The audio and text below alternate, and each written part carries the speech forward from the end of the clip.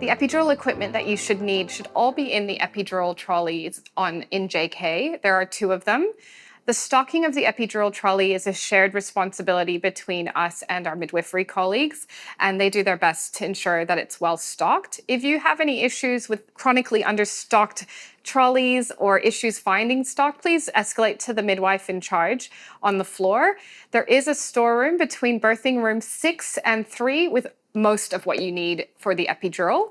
That's on this trolley right now. You'll also need to pick up the epidural drug box, which includes local anesthetic and emergency vasopressors in it every time you do an epidural, as well as go with the midwife to get DDs of fentanyl if you use that in your epidurals.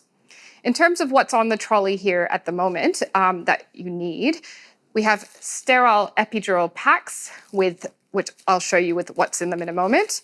Sterile drapes come separately here. We have the swab sticks of 0.5% chlorhexidine, a gown and gloves, and you should be wearing a hat and a mask when you do your epidural.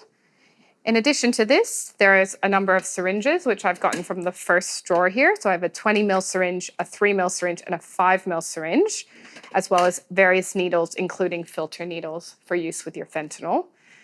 Saline and local anesthetic from the black drug box of 0.2% ropivacaine and 1% lignocaine for us. In terms of which epidurals we have for use, they're usually found in the second drawer, and there are a variety, and it does depend on stock. The most commonly used one is an 18-gauge Portex epidural catheter kit, which comes in this pack here and has most of what you need, including a fixation device for the skin that is very handy to use, and we'll show you.